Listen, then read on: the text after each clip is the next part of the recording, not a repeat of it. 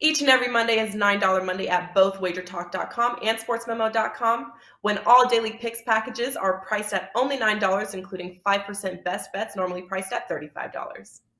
As an added bonus, any picks packages loaded early for Overnight Tuesday or action during the week will also be priced at $9 until midnight on Monday. So make sure to take advantage of getting these $25 and $35 picks for only $9 before the clock strikes 12 and they return to regular price.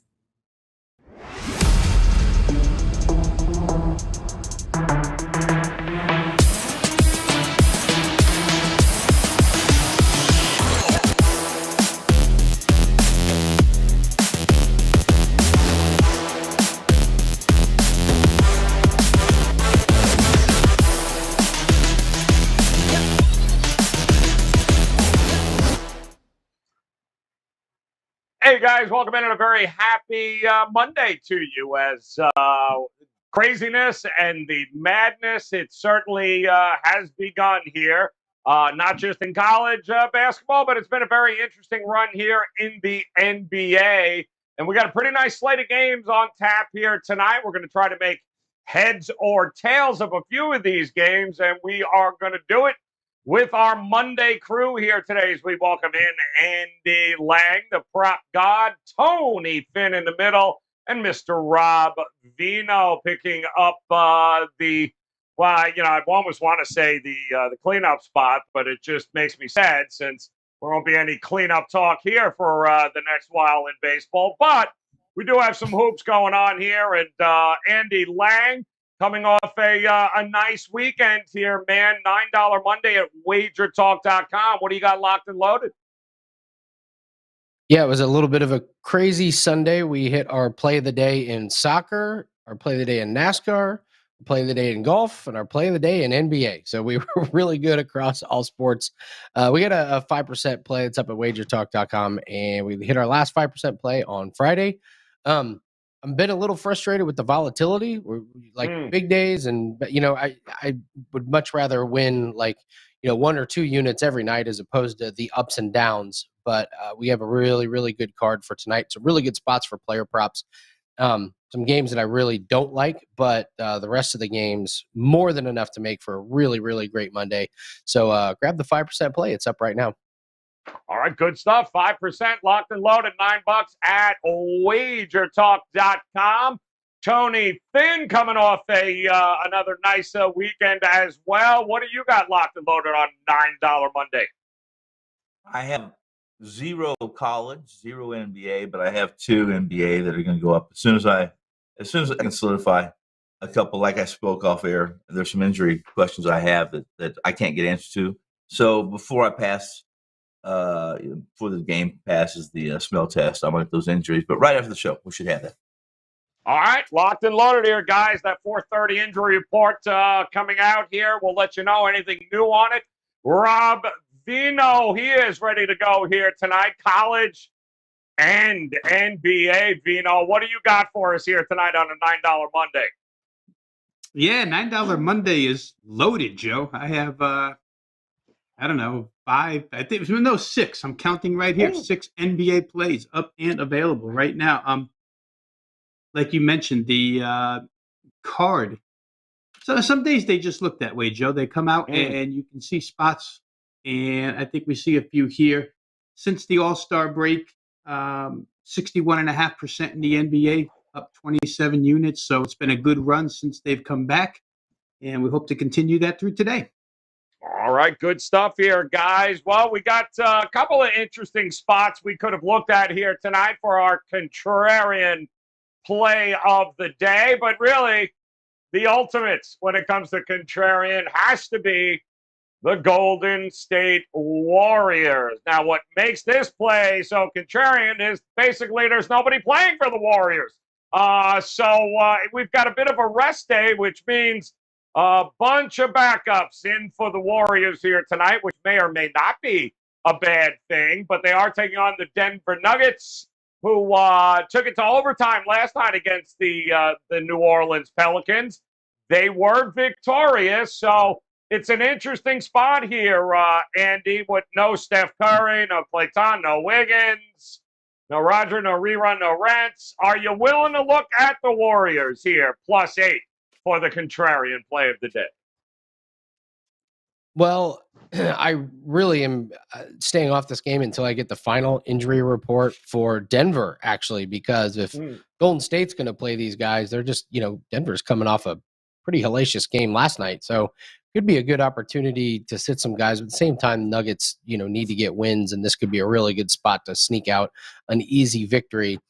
If I am going to play this game on the Nuggets, I'm not going to play it full game. I would look at the first half.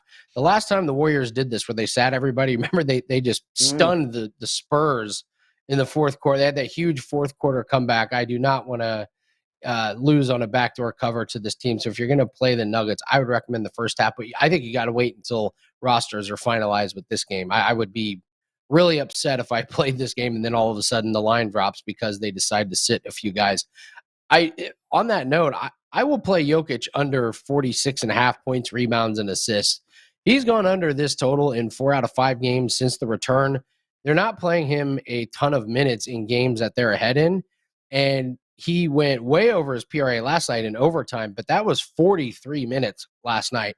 If they get up, I don't think he sees as many minutes as he's used to, and if they get up big, he's probably going to sit. This would be a really, really good spot to get him some rest off the back-to-back. Denver's other players could absolutely take control of this game. If he gets ruled out, the bet is void. But I would be shocked to see Jokic putting in, 35 minutes. And so I think by lack of minutes, he's probably going to go under this 46.5 total. Total's way too high. Take the under. All right, looking at the under in that there. It is an interesting spot. I am seeing that maybe the interesting part is Jokic is not listed, at least on the 4:30 injury report. So Will Barton looks to be questionable for Denver. And then, you still got Murray and Porter Jr., but all indications are it should be pretty much what we're used to seeing from Denver here, Tony Finn. So what do you do here? It feels like an awful lot of points given the spot for both these teams. Yeah, it's a game that's, I don't know if it's a knee-jerk reaction on Kerr's part, Coach Steve Kerr's part, but after the loss this weekend, or the Warriors' loss in L.A., he came out and said basically he wasn't even going to send. He said, I'm not going to send any starters to Denver. He wasn't happy about the way they rescheduled this makeup game. The truth is that it's bad for both sides. I mean, Denver's on the second leg of a back-to-back because of this reschedule, and now the Warriors are, they're basically. He just didn't like this at all, and he was pretty verbal about it, at least in the press conference. And there's just too many question marks, Joe. I mean, when there's no Wiggins, there's no Thompson, there's no Payton, there's no Iggy, there's no Green, there's no Curry.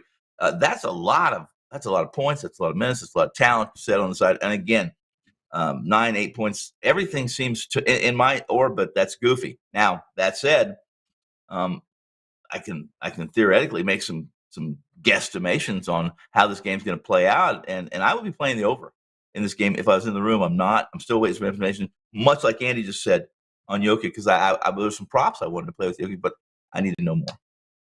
All right, well, it's Rob. Yeah, no problem. You looked at this card here tonight. What do you do with this game here with 8? Because this is exactly the contrarian spot that we've seen where, there's no way I can bet Golden State. Nobody's in, and then they win by 20. So what do you think we're going to get tonight? Yeah, for me, Joe, it's too bad that this isn't called the look-ahead segment, because to me, Steve Kerr takes all his guys. Things aren't going well for this team. And I'm not going to say that it's a statement out of the head coach, because Steve Kerr's not a head coach to make a so-called statement. But I think he's going to, guys, take a day off. We got the Clippers tomorrow. Come back out tomorrow, refocus, re-energize. I think this is a pretty good look ahead to tomorrow night's game against the Clippers. I think I'll probably be involved with Golden State in some way, shape, or form tomorrow, although I wish that the Clippers had not been blown out last night, because they'll certainly come to play as well. But for the game at hand, it is, like both of these guys said, it's hard. The minutes on Jokic was a great point by Andy. Those minutes also extended out to Aaron Gordon. He played 43 minutes in that game. Will Barton only got in 24 before, this ankle thing. You might not see him tonight. But I would still say that Denver, without Will Barton, has, superior firepower to what Golden State has. And the first half play maybe over the total. I wouldn't even say first half Denver's side, simply because Golden State's reserves here, led by Jordan Poole, are going to come out with a lot of energy too. There's a couple additional players added to the Golden State injury report now. Otto Porter, general illness.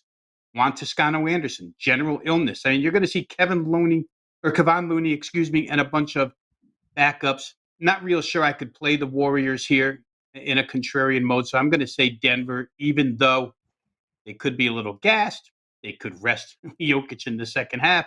A lot of things could happen, but, with all the question marks, I'm going to say Denver. I'm going to go reverse contrarian here. All right. Well, looking the other way should be an interesting, maybe the first half is the way to look at this game, but the contrarian gods are leading. Take the points with the Warriors, and I don't know if you have to rush to do this either, because it's probably going to keep rising before it's all said and done anyway, once we get confirmation. But should be an interesting one in Denver tonight with the Warriors. There's also a very interesting game here tonight that I know there's going to be a ton of eyes focused here, especially over by Mr. Rob Vino, as the Bulls will be visiting the 76ers tonight. 6.5 as an opening number in this one, with that total right around 229 for an open. I'm seeing sevens now in pretty much all the spots. The total has been steamed up to 33.5. And Andy, who are you looking at from a prop betting perspective in this matchup? Oh my gosh, there's so many big names in this game. It's hard to narrow it down.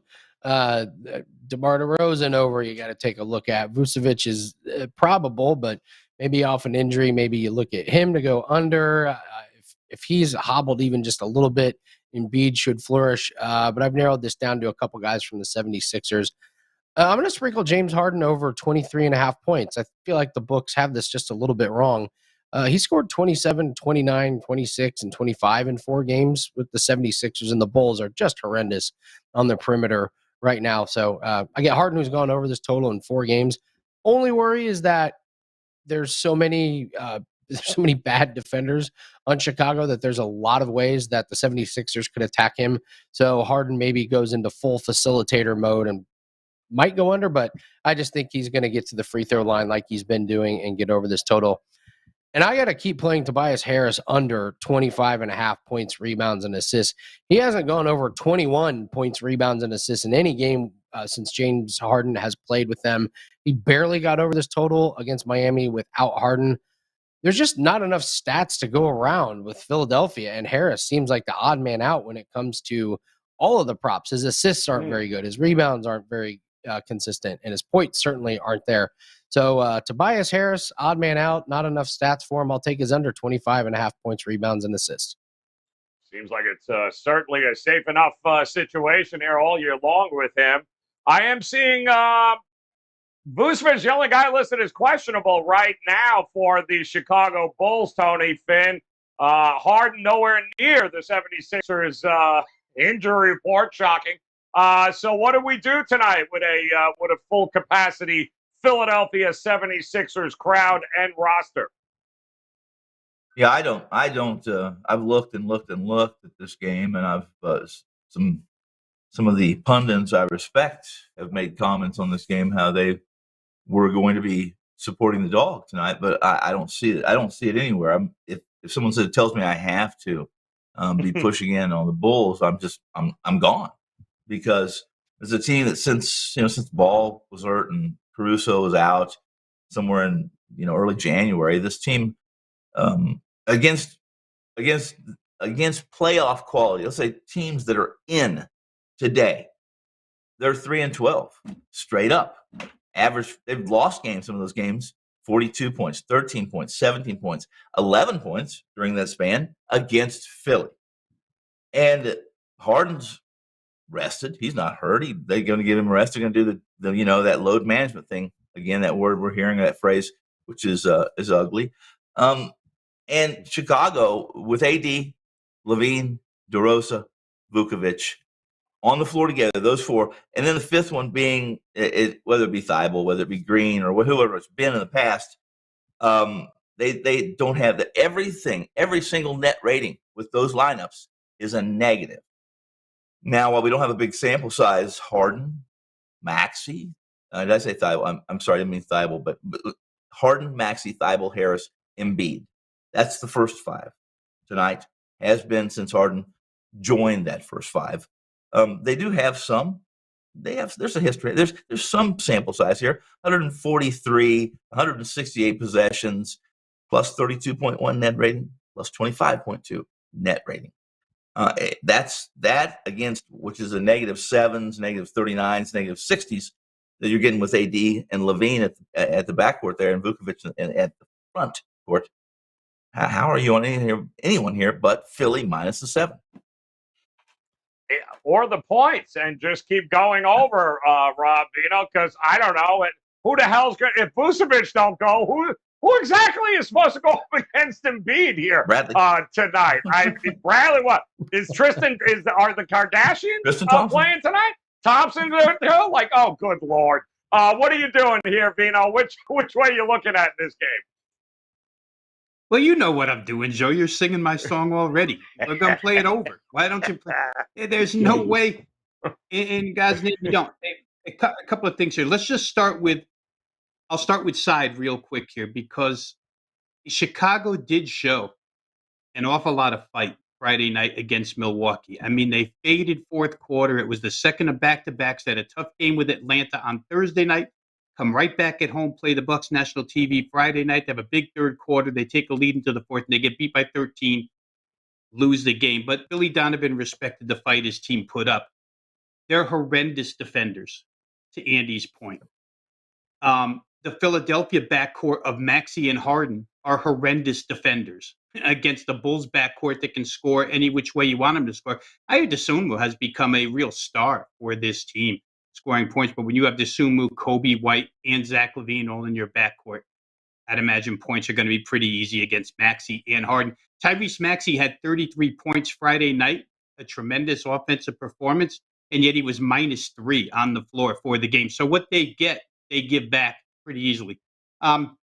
Bulls first game here, 10 of their next 12 are on the road. It's important, guys, because they're kind of slipping out of any home court advantage whatsoever in the Eastern Conference playoffs. Right now, they sit a half a game behind the Sixers, which makes this important for the 3 seed, but they're only a game ahead of Boston into that 5 seed. So for the Bulls, these games are becoming real important because home court means something to them. Where James Harden is concerned, let's throw Saturday out, that 82-point dud against Miami where Harden didn't play. Since he's gotten there, they've played bad defenses in Minnesota, scored 133. Bad defense in the Knicks, 125. Bad defense against the Knicks again, 123. Then they played a good defense against Cleveland with Harden and scored 125. This defense of the Bulls is allowing 50% shooting from the field their last 5 games. I could see 125 here out of the Sixers rather easily in this one. Bulls offense, also 50% from the field last 5 games. I don't think Philly stops there. You guys talked about the Embiid matchup, but let's go one step further because Andy talked about a prop with DeMar DeRozan. That matchup here is Matisse Thybulle. That's a pretty interesting matchup. You let Thybulle loose on DeRozan. And let's see, I mean, DeRozan has shredded everybody in his path up until now.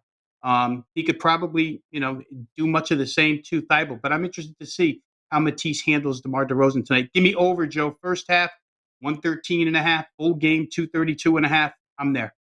Yep, expecting some points in that one because Lord knows we ain't going to get any defense from the Bulls. All right, let's take a look here, guys. Speaking of totals, our overtime game, and this should be an interesting one too. And I already bet $5 that I know where Rob Vino's going with this one. How about the Lakers taking over the San Antonio Spurs? Well, the market certainly likes the over in this one. Opening of 234, that's been pushed up to 236. Now, the Lakers finally, LeBron won a game. against Golden State over the weekend. I'm not sure how you replace those 54 points that he dropped, but it's going to be an interesting game here from the Lakers' perspective of do we trust the Lakers to be able to put up just as many, if not more, points? Do we expect San Antonio? Is it just over or not for you, Rob Vino? You know what? It's a good question, Joe, because at some point, again, and we're seeing it recently, where some of these numbers are just a shade too high. Memphis, Houston last night, 237.5, 235. 235 would have cashed a lot of tickets for the first 4 months of the season. But that kind of stuff is falling a little bit short right now. I don't expect LeBron James to score 54, 56 points again, so we can minus that from the equation. But what makes it tempting, Joe, to play over even at the price is the fact that LA has decided to go small. Dwight Howard doesn't see the floor. LeBron James is their starting center 2 of the last 3 games. Now, the question becomes, and I haven't seen a starting lineup yet,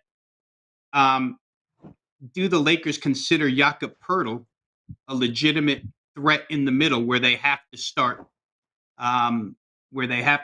their starting center, Dwight Howard? In the one game that he did start, that was the case. When there was a legit 7-footer, okay, we'll start Howard. I don't know how they're going to go here tonight, but I'm going to assume they're going to go small, which means pace is up and down the floor. DeJounte Murray was the key subtraction off the injury list early. He was on it this morning. He's off it now. I think Devin Vassell and Lonnie Walker may still be there, but the Spurs guards and swings are so interchangeable. All you do is like stick Josh Richardson and Romeo Langford in there, and you get the same amount of point production in this system. Hard to play under, but you're talking about 2 teams that have to go basically 119, 119 in this game, which could be a shade tough. LA's last 2 games, 240 and 243. So they've gotten over this number with the small lineup. And for the Spurs, they just put up 240 against Charlotte 2 nights ago. So for me, I think it's tough, Joe. I'm going to say just barely under. I think I would probably say barely under here. Maybe they get, low 230s, but not over 236.5. You would think this would be easier than it is, but maybe it is for you, Tony. Is it an over, or are we at the point now where we're expecting way too many points for these 2 teams? Here's my question to you guys, and I thought about every angle on this game because San Antonio's been pretty leaky defensively. If you look at some of the numbers, some of the metrics, Vassal's out, or at least he's likely out tonight. So that's a little bit of a negative on an over, and Rob spoke to it pretty well, I think. In this, my question would be, if I told you that LeBron scored 56 and hell, Westbrook scored 20, how many do you think the Lakers are supposed to win by? Well, they win by less than 10 points in a game where LeBron puts up 56 and Westbrook puts up 20. Was that right? Which I think it speaks to the Lakers and who they are, and we can go way back to October or November when the first show was this, and I didn't think that the Lakers could stay healthy all season, and they haven't. I mean, they're old. Not that Anthony's old, but he's old in basketball years. I think he's always injured, seemingly. So I would be over. I would love to play over in this because that's the way I want to play the Lakers. However, Joe, 234 is a big number, I think, for this game, and I'd probably be in the same folder that Rob is, and that would be under.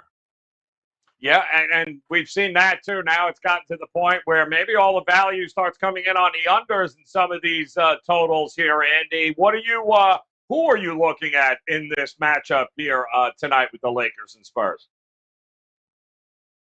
Well, who are you looking at is good. I had to Google a couple of these guys. So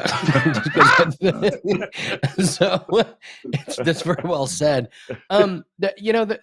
It's a game side and total wise. I have no opinion on. I have one prop that I love and one I think is worth a sprinkle. LeBron over 9.5 rebounds. Is the starting center. He's had 10, 8, and 12 the last 3 games. San Antonio gives up over 15 rebounds to starting centers. It's still a little clunky because it's like, LeBron's not a center, but if he's going to be in the paint the whole game, yeah, he's probably going to get over this total. The one I really like, though, you got to go with DeJounte Murray over 41.5 points, rebounds, and assists. He's gone over this total his last 2 games, and I think one of the reasons you can look at why he's gone over is the Spurs are starting 19-year-old Josh Primo, who has been called up from the G League. And if you got DeJounte Murray at one guard position and Josh Primo at the other guard position, who do you think the production is going to come from? I'm going to go with DeJounte Murray. He's been packing the stat sheet for sure. Josh Primo has had 10 points and 6 points his last 2 games, and that was against Charlotte and Sacramento.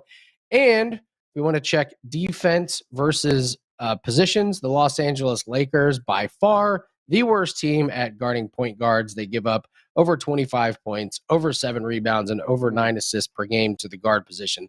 This should be a really, really big DeJounte Murray game. I think that one should be added to everyone's card tonight. All right, looking at Murray to score here tonight, and we'll see if LeBron can match 56 with another 56. He might just have to here tonight. All right, let's do it. The dogs are barking here, Robert. Let's see what we got. That's my dog. That's my dog. That's my dog. That's my dog. And anybody got to say anything, you let me know. That's my dog. All right, interesting matchups here. 8 games on the card. We've got the Bulls as a dog, the Detroit Pistons, the Houston. Oh, that's right, they're in Miami. Rockets. We got the Trailblazers, the Lakers, the Utah Jazz, the Warriors. Oh, they just won a game and they're a dog. The New York Knicks +4. That's just rude, is what that is. So, all right, Andy, start us off here, man. Which one of these teams would you make your dog tonight? I can't believe I'm going to do this. I come in and I say, Don't do it. I come in and I say the worst words in sports, or I'll take the Knicks and the points, and here I am. Oh! I'll take the Knicks and the points. Oh! So I go and look at the Knicks team. All right, 3 games out of the break. They don't cover against Miami and Philly twice. They were just horrible in the second half and fourth quarters of those games, but they were covering the first half. Then they do it again against Phoenix. They get outscored 34-21 in the fourth. They only lose by 1. So, okay, we're seeing a little bit of light at the end of the tunnel. Then they blow out the Clippers, and God, this Kings team doesn't impress me that much. They've won 2 out of 8 games. That was against OKC and San Antonio. This isn't a team that should be favored against anybody. We make fun of the Knicks, but +4 points is a really, really good amount of points beginning. Wouldn't surprise me if they won straight up. I can't support this Kings team as a favorite over anyone right now. Oh, I believe it. He tells us, preaches to us, Tony Finn. Worst sentence ever, man. I'm on the Knicks plus the points. Where are you going, though, on the board? Some interesting spots here. Well, I'm going to go to one of my favorite cities, Detroit, right? Motor City, where we're still looking for some dead bodies in the Renaissance Center of concrete, but we'll find them someday. Detroit getting points at home again. Right now, Detroit's 5-2, straight up 7-0 against the spread the last 7 games. They've outscored their opponents, but they have been outscored by their opponents. My apologies. However, with the numbers they're getting, they've been good enough, close enough, competitive enough that they're 7-0 against the spread. Kate Cunningham, they have been playing great ball. And, they're both not on the injury report tonight, which someone's not on the injury report today, as I said when I first came on, sounds pretty strange. Hawks defensively are just leaky horribly.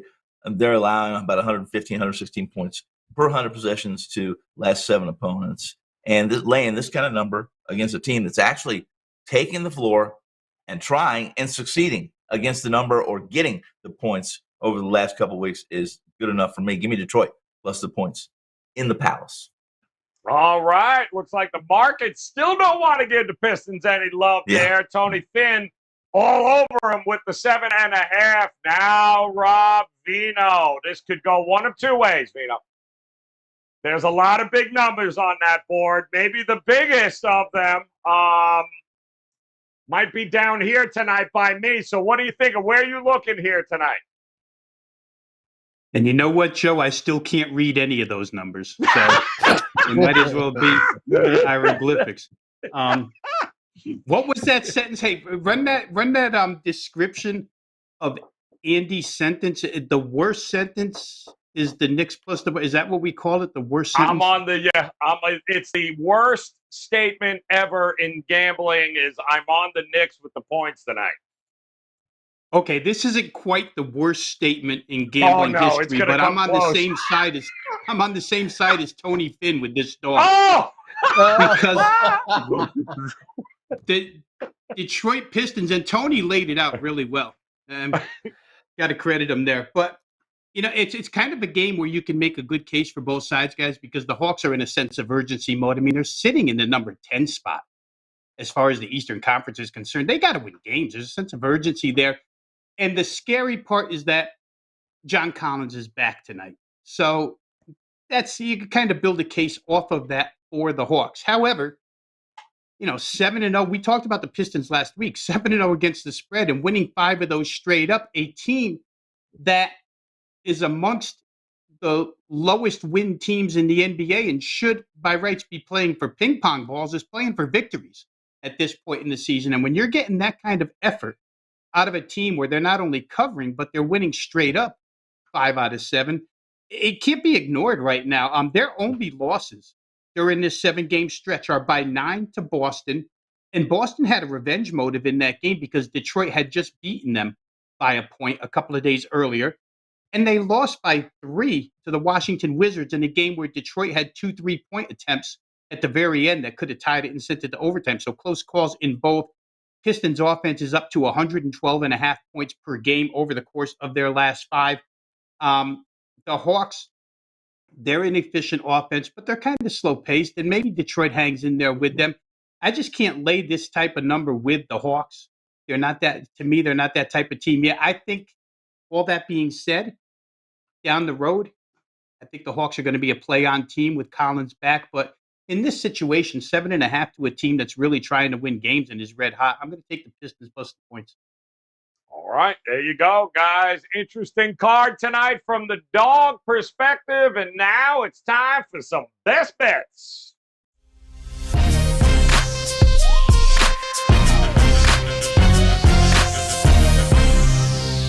All right, 8 games here on the card tonight, 60 seconds on the clock. Andy, kick us off here. Where are you looking on the card tonight for a best bet? I'm going to go to this same game that we've been talking about, the Pistons and the Hawks. Want to remind everybody we have a 5% play up on WagerTalk.com, and it's only $9, and all of our player props for tonight comes attached with that play. So if you just want to play the day, go grab it. If you're a volume bettor and you want a lot of plays, we got that covered for you too. For my best bet, I like Trae Young over 27.5 points, and I love that he's coming off a bad shooting night against Washington. He went 6 for 22 from the field, and he still had 25 points. I look back at his history. Last game he had a bad shooting night was February 24th. Next game he had 41. Before that, on February 11th, he was really bad. Next game, 30 points. February 6th, he was bad. Next game, 34. So he's been a really, really good bounce-back player when he comes off of these bad shooting nights. Should be rested. And I do love what Tony and Rob had talked about, how Detroit's been fighting. I don't see a blowout situation. This should be close. Their last 5 games should have been really good with Detroit. Max minutes for Young tonight. Give me the over the points. Boom! Up and over. Love it. Tony Finn, 60 seconds on the clock. Where are you going tonight? I'm going to go to Portland, Minnesota. There's a lot of, and I'm not going to listen. I have been on Portland since they lost. They're big. You would think that this was a perfect situation for, or at least a perfect opportunity for a new head coach, should we say, I guess, right, Chauncey, to use his small ball theory. And that's essentially what they're supposed to be doing.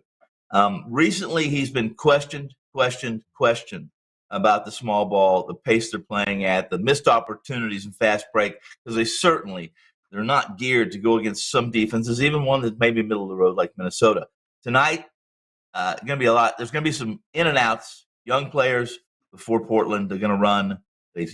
Chauncey all but said it. And I like the over anytime Minnesota takes the floor over the 232, pretty big number in Minnesota tonight, Portland and Timberwolves. Oh, boom. Up and over the total on that one. And Rob Vino, talk to us here, man. Where on this card did you circle for us tonight?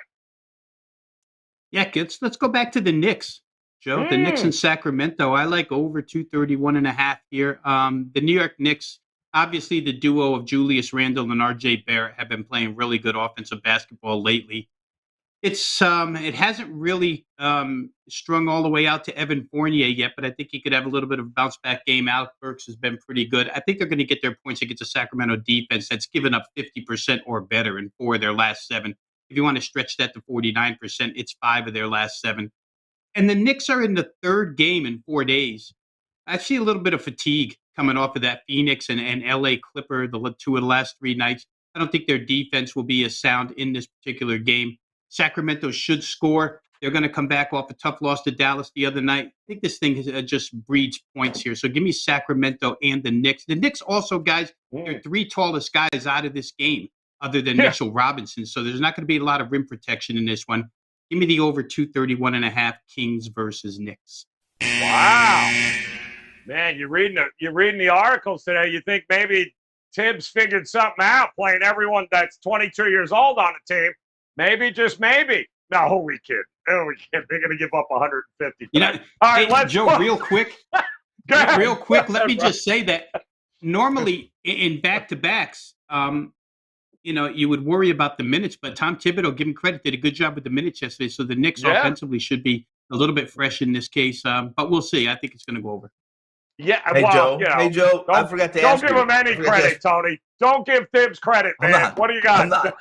I got a quick question, though, for everybody here because Rob talked to it extensively. Both of them did, but there's some alternative props or some hybrids tonight. And one of them I really like. I'd like to take a shot at, a flyer on, and that's on the Sixers backcourt, including Embiid, which would be Maxey, Harden, and Embiid.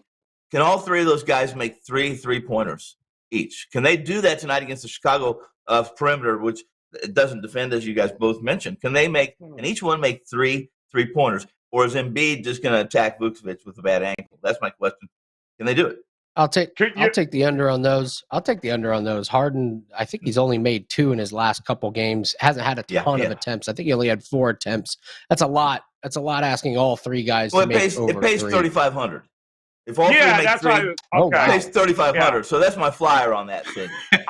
Well, let me ask you a question, because if that game goes out, if that game gets out of control, Embiid is chucking up threes there. Late in the third and the one. Like, he's just going to be chucking them up left and right. So, 35-1. I would hate to have to show up here tomorrow and be like, so ended up hitting 3 threes last night. Unreal. All right, let's take a look here at the recap. One more time is Andy Lang, the most dangerous sentence in all of sports betting. He's on the Knicks plus the points tonight. His best bet, though, is going to be Trae Young over 27.5 points going up against the Detroit Pistons. Tony Finn loves them Pistons tonight. That is his dog, 7.5. But his best bet is going to opt for no defense being played between the Trailblazers and the Timberwolves, up and over that total of 231.5. And Rob Vino, he too, in agreement with Finn, Pistons 7.5, best bet. He too doesn't like any defense being played. Knicks, Kings over 231.5. And with everybody out tonight, the contrarian gods are saying don't sweat it. Back the Warriors and the points on the road against the Denver Nuggets. And guys, don't forget it is $9 Monday right now. If you head over there, Andy told you about it. The best bets tonight, including his 5% best bet, $9. Tony Finn, his best bets will be up there shortly. And Rob Dino never met a card or a game he didn't like tonight. So he is ready to go, guys. Both NBA and college hoops, locked, loaded, $9 best bets, guys. Head over to WagerTalk.com. Take advantage of it. Rob Vino, Tony Finn, and Andy Lang. No reason not to make it a very profitable Monday betting slate here. Guys, and if you hit the bell in the upper right-hand corner, it'll notify you when we go live. We'll be back again tomorrow doing it all over again with another slate of NBA games. But until then, on behalf of Andy, Tony, and Rob, guys, best of luck with those plays tonight. We'll talk to you again tomorrow. Good luck. Founded in 1957, The Gold Sheet is the country's longest-running sports betting newsletter and has been serving bettors for over 6 decades. Whether you are a lifelong subscriber, used to buy it at the newsstand, or perhaps have never seen The Gold Sheet, we want to share this amazing March Madness offer with you. Get 5 weeks of access to both the college basketball and NBA Gold Sheet newsletter for only $29. This will give you daily access to both the complete NBA and college basketball reports, which includes power ratings, strength of schedule, average line, against the spread records, and more. Get all of this for under $1 a day.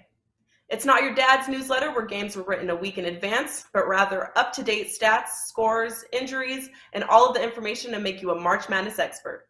Head to goldsheet.com and get your March Madness on for only $29.